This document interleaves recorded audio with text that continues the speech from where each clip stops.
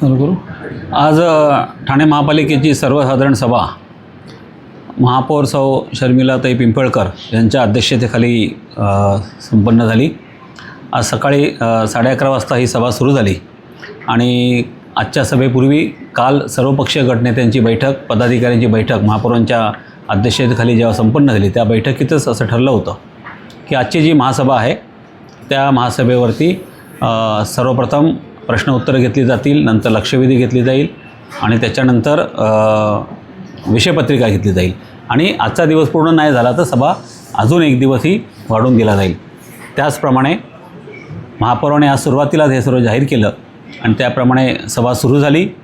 प्रश्न उत्तराचे काही विषय थोडे पेंडिंग असल्यामुळे आम्ही पहिली लक्षवेधीला प्रारंभ केला आणि जे काय गावदेवी मार्केटमध्ये जी काय दुर्घटना घडली आणि 2 जण आमचे कर्मचारी जिथे शहीद झाले त्या कर्मचाऱ्यांच्या बाबतीत तसंच त्या विषयाच्या बाबतीत एकूण 5 जणांच्या एकाच विषयाच्या लक्षवेधी होत्या त्या एकत्र केल्या। त्या संदर्भात जवळजवळ 40 नगरसेवकांनी, सन्मान्य नगरसेवकांनी ह्यात सहभाग घेतला, त्यांनी चर्चा केली आणि सकाळी 11:30 वाजल्यापासून ते आता संध्याकाळी 7:30 वाजेपर्यंत ह्या लक्षवेधीवरती, ह्या गंभीर विषयावरती सर्व नगरसेवकांनी चर्चा केली आणि त्या चर्चेमध्ये फायर ऑडिट संदर्भात, स्ट्रक्चर ऑडिट संदर्भात, उपाययोजनेसंदर्भात, महापालिका प्रशासनाने काय काय ह्या संदर्भात कामकाज केलेलं आहे, कोणत्या पद्धतीने उपाययोजना केलेली आहे, ह्या सर्व संदर्भात सर्व नगरसेवकांनी त्या ठिकाणी आपलं मत व्यक्त केलं आणि एकदम पॉझिटिव्ह सकारात्मक चर्चा झाली।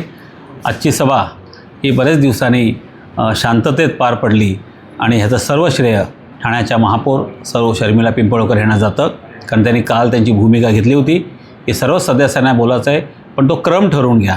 आणि तुम्हाला आश्चर्य वाटेल की लक्षवेधीवरती पण चर्चा करताना सर्व पक्षाच्या नगरसेवकांचा क्रम त्यांनी सभा सुरू होण्यापूर्वीच मागितला। शिवसेनेचे असतील, भारतीय जनता पार्टीचे आहेत, राष्ट्रवादीचे आहेत, सर्व पक्षाचे लोक त्यांचा क्रम मागितला आणि त्या पद्धतीने सचिव वरतून नाव पुकारत होते आणि आमचे सदस्य सन्मान्य नगरसेवक त्या ठिकाणी आपलं भाष्य करत होते। अशीच जर प्रथा आणि परंपरा जर सुरू राहिली तर मला वाटत नाही यापुढीलच्या कोणत्याही सभेमध्ये गदारोळ होईल। आजच्या महासभेमध्ये कोणीही सदस्य की मला बोलायचं आहे, मला बोलायचं आहे अशा पद्धतीने उठले नाहीत आणि सभा ही चांगल्या पद्धतीने संपन्न झाली। यात लक्षवेधीवर आम्ही चर्चा केली, लक्षवेधी ती जी होती ती पूर्ण केली। याच्यानंतर 3 विषय जे आमचे विषयपटलावरती होते प्रामुख्याने 538, 539 आणि 541 हे तिन्ही विषय आम्ही आज त्या विषयाला मंजुरी दिली।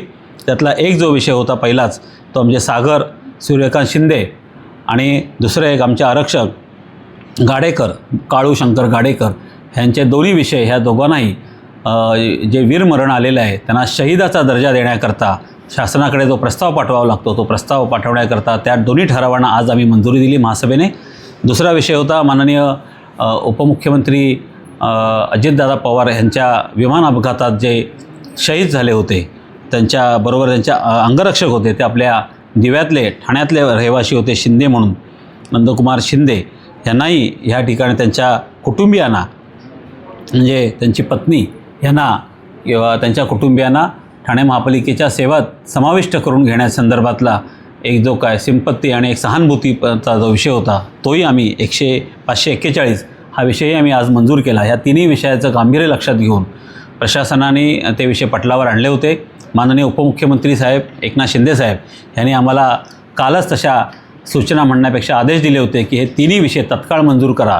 त्याच्यामुळे विषयपत्रिका जरी सुरू झाली नव्हती आज तरी हे तिन्ही विषय आम्ही आज सर्वसाधारण सभेत सर्वानुमते मंजूर केले आणि प्रशासनाला तशी विनंती केलेली आहे की इतिवृत्तांची वाट न पाहता हे पुढील प्रक्रिया तत्काळ करण्यात यावी आणि अशा पद्धतीने हे 3 विषय मंजूर केलेले आहेत। लक्षवेधीवर चर्चा झाली, सभागृहातलं वातावरण एकदम आनंदी होतं।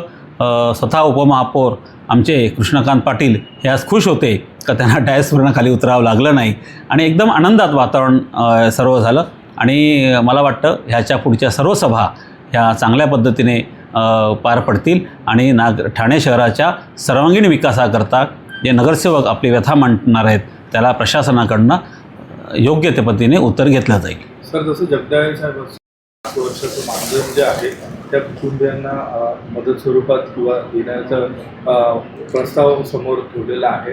असा काही प्रस्ताव आपण देखील शिवसेनेच्या गटनेते म्हणून सर्व नगरसेवकांना वगैरे असं काय सांगणार आहे? नाही, आजच माननीय सभागृह नेते हनुमंतराव जगदाळे आणि आमचे मित्र नजीमुल्ला यांनी आज सभागृहात सांगितलं की त्यांचं जे मानधन आहे पुढील 5 वर्षाचं ते ह्या दोन्ही वीर कुटुंबियांना दिलं जाईल.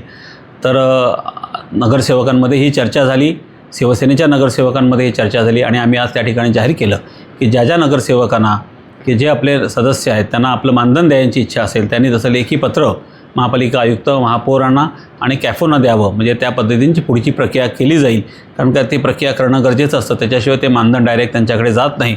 तर ते आज तशी आम्ही सूचना सर्व नगरसेवकांना केलेली आहे आणि त्या पद्धतीची प्रक्रिया जसे पत्र प्राप्त होतील त्याप्रमाणे आम्ही ते त्या सर्व त्या वीर कुटुंबांना देणार आहोत. मीना सोनके यांनी देखील एक शिक्षणाचा मुद्दा उपस्थित केला की त्या मुलीचं शिक्षण महानगरपालिकेकडून करण्यात यावं. हे बघा, ती जी सागर, आमचा जो स्थानक अधिकारी आहे फायरमन सागर शिंदे, ह्याला जे वीरमरण आलेलं आहे त्याची मुलगी 3 महिन्याची आहे. आम्ही त्यांच्या घरी गेलो होतो, त्यांची आई भेटली, त्यांच्या पत्नी भेटल्या. अत्यंत दुःखात ते कुटुंबीय आहे. त्याच्यामुळे त्यांच्या शिक्षणाचा प्रश्न आहे, परंतु ज्यावेळेला आम्ही शहीदाचा दर्जा देतो त्या शहीदाच्या दर्जामध्ये त्यांचं सानुग्रह अनुदान आलं, त्या कुटुंबाचं पालनपोषण आलं, त्या कुटुंबाच्या ते जी लहान त्यांची बेबी आहे तिथं शिक्षणाचा खर्च आला. त्याचप्रमाणे त्यांना ज्या मिळणारे फायदे आहेत प्रशासनाच्या मते ते सर्व या शहीदाच्या दर्जामध्ये त्या सर्व ठरावामध्ये समाविष्ट असतात. त्याच्यामुळे वेगळ्या पद्धतीने शिक्षणाचा खर्च महापालिकेने उचलायची गरज नाही. तो शहीदाचा दर्जा आम्ही एकदा दिला की ह्या सर्व योजनेचा त्यांना फायदा होतो. थँक्यू.